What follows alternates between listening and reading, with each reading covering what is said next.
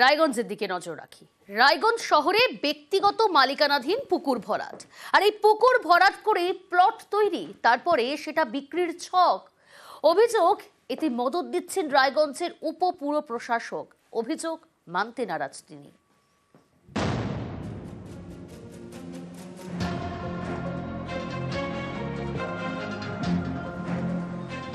একটার পর একটা মাটি বোঝাই ডাম্পার ঢুকছে,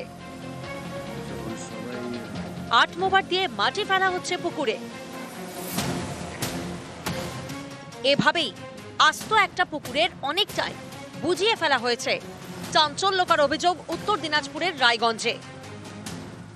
রাতের অন্ধকারে প্রায় প্রত্যেক দিন 50-100 ডাম্পার প্রত্যেক দিন এখানে মাটি পড়ে। আমরা বহুবার এখানে আটকানোর চেষ্টা করছি, পদক্ষেপ নিয়েছি, কোনো কাজ হয় না। রায়গঞ্জ শহরে বিদ্রোহী মোড়, এখানেই রয়েছে ব্যক্তিগত মালিকানাধীন একটি পুকুর। স্থানীয়দের অভিযোগ, এই পুকুর বুঝিয়ে প্লট তৈরি করে বিক্রি করতে চান মালিক, সেজন্য ফেলা হচ্ছে মাটি। সম্প্রতি পুকুর ভরাট করতে হেলে বাধা দেন স্থানীয়রা, আর এতেই উঠে আসে রায়গঞ্জের উপপুর প্রশাসক অরিন্দম সরকার ওরফে গোরা সরকারের নাম। পুকুর ভরতেছো? হ্যাঁ। কার মাটি এটা? কার মাটি? কে ভরতেছে? তোমাকে? তোমার মালিক কে? আমার মালিক তো সাপে। যাও না, পুকুর ভরা ইল্লিগাল। কে মালিক বললা? গোরা কি? এখানে শুনলাম আমি গোরা সরকার। নাম উঠে আসছে না, নাম ওঠানো হচ্ছে, কিন্তু পুকুর কার, যার, আমার পুকুর নয়। কে ভরছে তাদের সাথে আমাদের কোনো সম্পর্ক নাই, এবং পুকুরের যদি ন্যায্য কাগজ আছে না আছে সেটা দেখবে প্রশাসন। এর মধ্যে পৌরসভার কোনো ভূমিকা নেই। ব্যক্তিগতভাবে আমার না নামে পুকুর, না আমার কেনা পুকুর, না আমার কোনো ডাম্পার চলে। এগুলো কারো কারো মস্তিষ্ক প্রসূত। রায়গঞ্জ থেকে মুক্তা সরকার, নিউজ 18 বাংলা।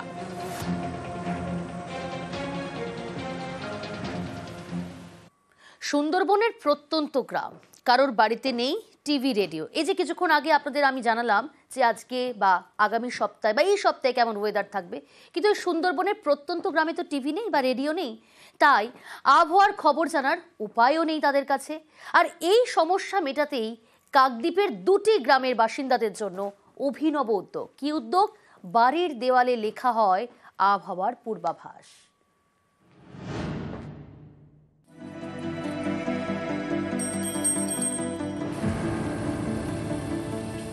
বাড়ির দেওয়ালে লেখা হচ্ছে আবহাওয়ার খবর। আগামী 5 দিন আবহাওয়া কেমন থাকবে, বৃষ্টি হবে কিনা, বাতাসের গতি কতটা থাকবে, আবহাওয়ার খবর জানতে সুন্দরবনের প্রত্যন্ত গ্রামের বাসিন্দাদের এই দেওয়ালই একমাত্র ভরসা। দক্ষিণ 24 পরগনার কাকদ্বীপে রামগোপালপুর গ্রাম পঞ্চায়েত। এখানকার কাশিয়াবাদ এবং উত্তর কাশিয়াবাদে 150টি আদিবাসী পরিবারের বাস। কেউ নদীতে মাছ কাঁকড়া ধরে সংসার চালান, কেউ আবার চাষ করেন। এই 2টি গ্রামে কারো বাড়িতে টিভি অথবা রেডিও নেই, সবার কাছে স্মার্টফোনও নেই। তাই এতদিন ভারী বৃষ্টি বা দুর্যোগের পূর্বাভাস থাকলে বাসিন্দাদের জানার উপায়ও ছিল না। তখন নদীতে মাছ কাঁকড়া ধরতে গেলে বিপদ, আবার চাষেও সমস্যা। এই সমস্যা মেটাতে উদ্যোগ নেয় একটি স্বেচ্ছাসেবী সংগঠন।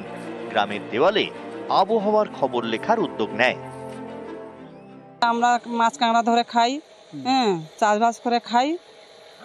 নদীর এলাকা, আবহাওয়ার দিকে নজর রাখি যে আমরা যদি এক ঝড় ঝাপটা হলে কোথায় ফালাবো না ফালাবো, এইটা আমরা দেখে দেখে বুঝতে পারি, আমরা তখন পালাই। যখন হচ্ছে দুর্ঘটনা ঘটে বা আগে থেকে জানা যায় যে এইরকম বিষয়ে হচ্ছে এখানে, তার আগে এই বোর্ডে লেখানো হয় খবর। আপনারা জানতে পারেন? আমরা মানে জানতে পারি। কে লেখেন এগুলো? এগুলো আমাদের দিদিমণি আছে এখান থেকে। দেওয়ালে আবহাওয়ার খবর, আবার চাষবাস নিয়েও দেওয়া হয় পরামর্শ। এটা হচ্ছে আমাদের 5 দিনের আবহাওয়া রিপোর্ট লেখা হয়, কখন ঝড় হবে, কখন বৃষ্টি হবে, বা দেখে তারা বোঝে যে না এখন নদীতে যাওয়া সম্ভব নয়, ঝড় বৃষ্টি হবে, এইটা দেখে তারা বোঝে।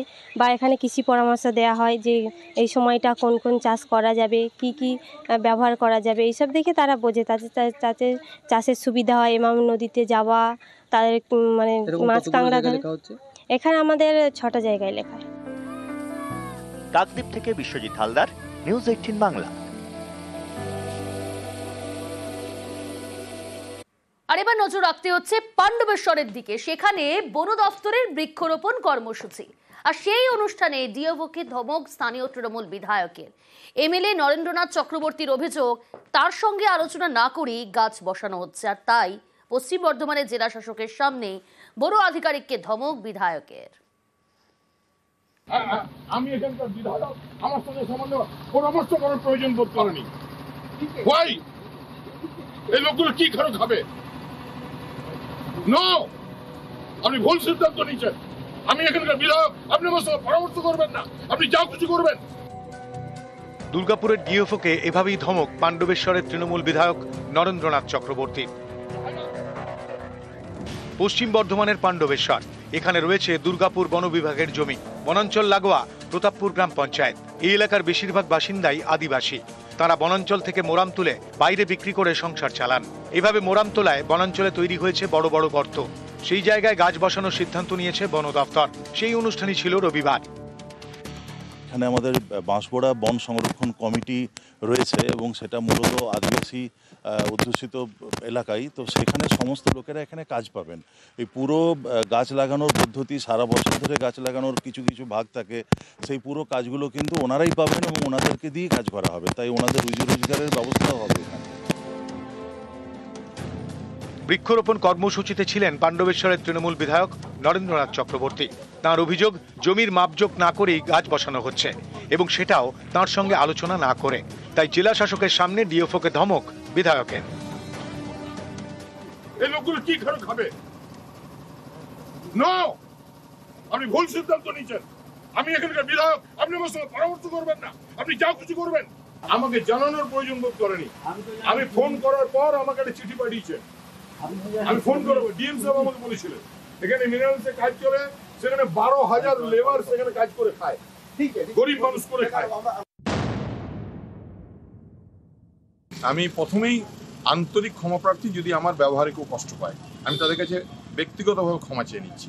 ওখানে আদিবাসীদের যে জমি আছে, সেই জমি মাপজোক না করে, আদিবাসীদের সঙ্গে কথা না বলে, তাদেরকে উদ্বাস্তু করার জন্য যেভাবে ওনারা এটাকে উপস্থাপিত করেছেন, আমার খুব কষ্ট হয়েছে। আদিবাসী ভাই বোনেরা আমার কাছে এসেছিলেন, আমার এই রিপারকেশন মানুষের জন্য লড়াই করব, যে যা বলে বলুক। তো আমরা সবসময় ডেভেলপমেন্ট সবাইকে নিয়ে চলতে হবে, ওটাই আমাদের রাজ্য সরকারের নির্দেশ। ওই নির্দেশই মতো আমরা সবার সঙ্গে এখানে মাননীয় সম্মানীয় মন্ত্রী স্যার, বিধায়ক, সবার সাজেশন নিয়ে আমরা এখানে বসবো। দুর্গাপুর থেকে অর্পণ চক্রবর্তী, নিউজ 18 বাংলা।